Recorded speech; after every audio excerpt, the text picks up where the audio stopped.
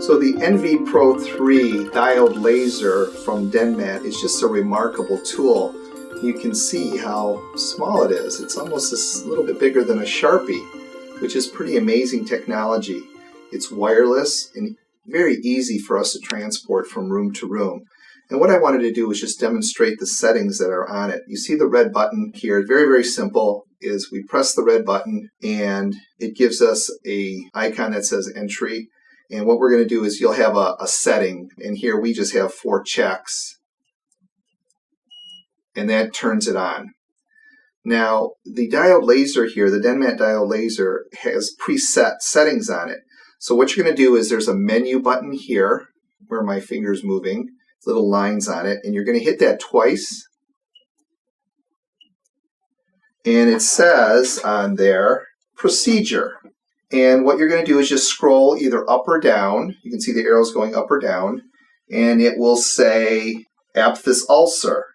And if you hit the menu again, it'll give you the lowest setting for that aphthous ulcer.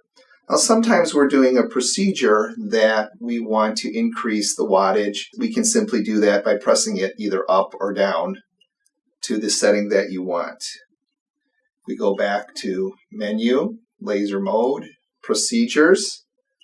So it said aphthous ulcer, biopsy, class 5 restoration, cuspid exposure for orthodontic use, frenectomies, gingivectomies, hyperplasia, implant uncovering, which I like to use a lot. It's very non-invasive, laser troughing for removing soft tissues over a tooth that's going to erupt, recontouring, very important in my aesthetic work where we can just do gingival recontouring. And again, if you want to see what the settings are, you just press menu again. It'll say 1 watt continuous wave. And if you find that you need to increase it, you can increase it to a higher wattage. So they're all preset at the lowest level. And again, procedure, going through them again.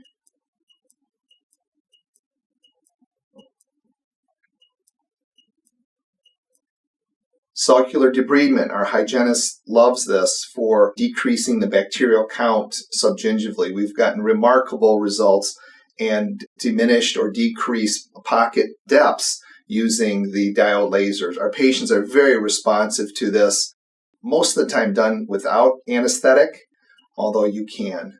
And then one other thing that I wanted to show you was putting the tip. These are disposable tips, and it simply slides on completely.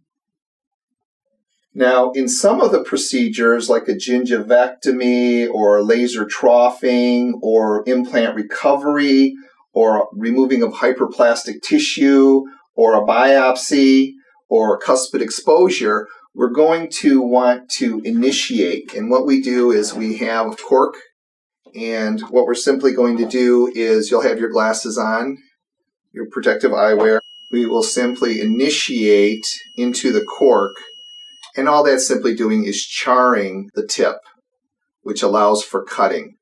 We don't initiate the tip when we're doing our laser bacterial reduction, nor if we have a herpetic lesion or an aphthous ulcer where we're actually not cutting anything, so you're not going to initiate the tip with that. So, phenomenal tool. We love it in our office.